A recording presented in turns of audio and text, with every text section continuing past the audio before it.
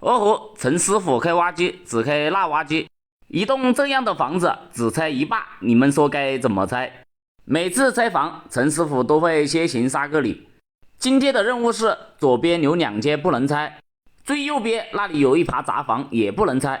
东家跟我说，只要我在中间给他拆12米宽，他就可以建房子了。我刚在这里推了3下，就看到一根绳子一样的东西在这些抓头缝里面，我就让东家叫他来拿走，但是东家却跟我说要我不要管，继续拆。既然东家都这样说了，那我也不管3721了，我拆我的，希望他等一下能凿掉吧。把这一面墙拆了一个口子之后，我们又把里面那一个墙拆了一个口子，然后再把门和窗户的这个支撑点推掉，最后竖立的就只有这一个地方了。然后我轻轻的一推，就全部掉下来了。接下来我就把这些抓头挖开，让东家把这个小可爱放到其他地方去。现在没有其他顾虑，就可以放心大胆的拆了。这个梁因为没有下面墙的支撑，它一碰就掉了下来。然后我想直接拆顶上的楼面，可这个钢筋混凝土实在是太结实了，用力砸了很久才砸了一个这么小的缺口，看来还是要把这一边也要全部掏空才行。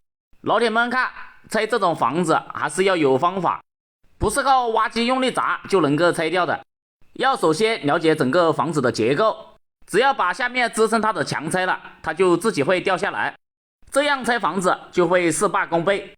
不过这个混凝土块是真的结实，本来我是想从房子的侧面拆，但是发现空间不够，如果上面有抓头掉下来，挖机就不好退，所以我想了想，又把挖机开到前面来，想从这里下手。结果我把阳台的围栏拆了之后，发现正面也不好拆，我就跟东家说，干脆把这间未积压的杂房也拆了，至少要保证我挖机的退路有4-5米才行。东家看拆都已经拆到这个份上了，不可能拆一半就不拆了吧，所以他也豁出去了，只要我今天能够帮他把事情做好，这前面的杂房随便我怎么挖。结果我一个没注意，又帮东家多拆了2间。我觉得东家心里现在肯定会这样想，早知道就叫个大挖机了，不叫我这种小挖机。本来那个未积未压的杂房不拆的，现在全批我拆了。东家既然请我来了，他就要承担一定的后果，我一定要东家知道，便宜没好货。回到正题，我们继续拆房子。我拆这个房子的思路是这样的，因为我这个是个小挖机，上面还有4-5米够不着，所以我只能在1楼和2楼正中间的位置给它戳一个缺口。只要下面批我弄了一个这样的缺口，因为重力的作用，它上面就全部会掉下来，只要把上面的拆了，下面的就容易很多了。我前面拆那个杂房拆了3个多小时，结果拆这个主房还不到1个小时就被我拆得差不多了，前面那2间就不拆了，把这些边边角角再清理一下就搞完了。给大家对比一下房子没拆前和拆完后的样子，建一栋这样的房子至少要1年，不到4个小时就被我拆完了，大家说给不给力？接下来就是最开心的时刻，用破碎锤打钢筋。我叫表弟把另外一台挖机装上破碎锤，让他把钢筋全部打出来。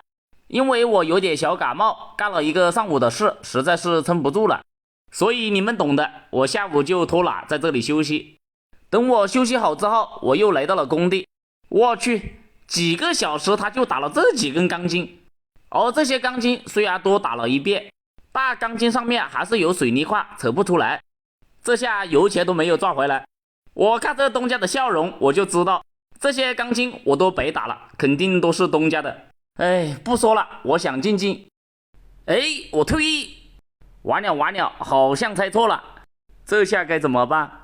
眼前这栋90年代建的房子，因为大门和窗户有点小，房间里面光线有点不足，所以显得有点昏暗，加上又有30年了，大门和窗户都已经破旧不堪，如果要把房子拆掉重新建的话，显然花费就很大。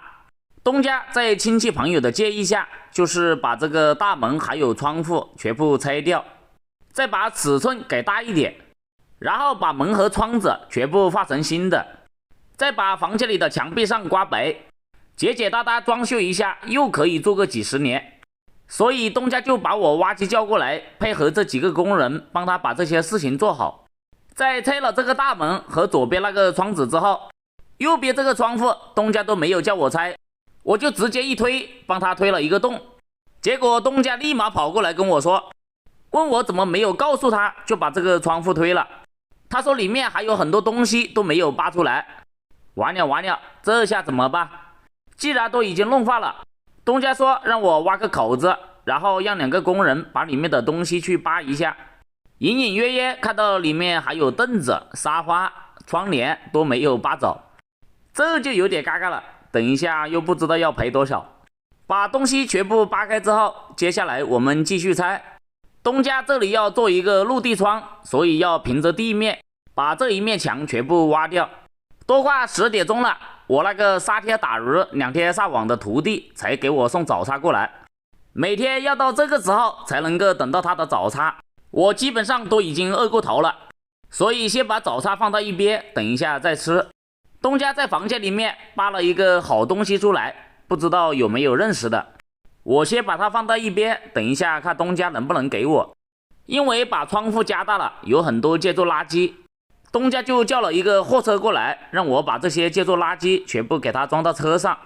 也不知道怎么回事，每装一斗都要把这个货车撞一下，惹得货车司机在下面看着我的眼神都有一点不对了，所以我就不敢装了。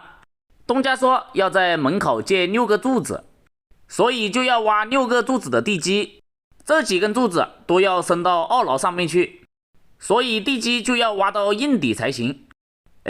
右边这个胖乎乎的有点眼熟，仔细一看，原来是那个专业挖鱼塘的手把手，他竟然在旁边偷学我的技术。我一定要慢一点挖，不能够让他学到了。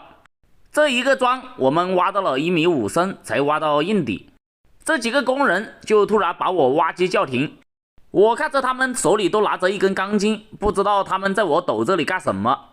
走下来一看，原来他们是用钢筋在我挖斗后面这个洞里面把钢筋弄挖。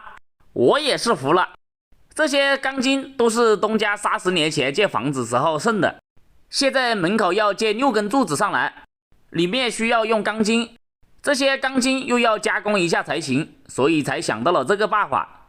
不得不说，这几个工人还是有点头脑的。趁这个空隙机会，我就把挖机停了，然后把早餐也吃了。再等了20多分钟，他们才把这些钢筋全部加工好。所有兄弟们可以给我作证，我没有磨阳光啊，这可不能怪我啊。把钢筋全部弄好之后，这货车司机又来了。货车司机看着我每装一斗都把他的货车撞一下，他有一点心疼。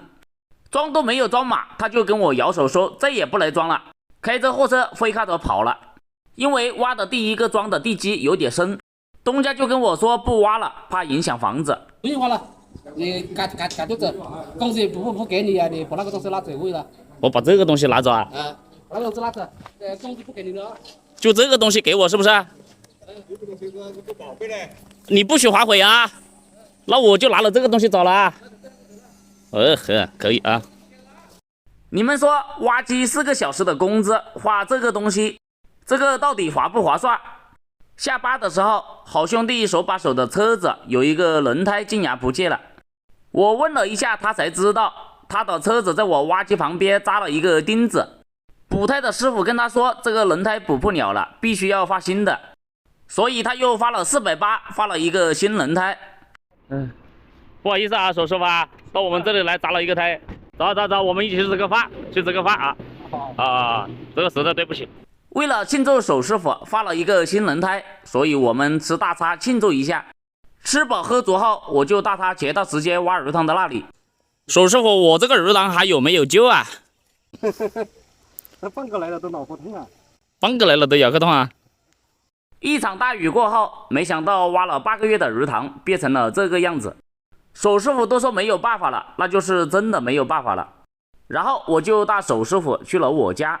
陈师傅，你这个腊挖机什么时候放呢？你说了很久了。我这个腊挖机现在还好嘞。我去放吧，我也放。你放我也放，要得吧？走。要想知道我跟手师傅有没有放新挖机，请大家给陈师傅点个关注，点个赞。我们下一节揭晓。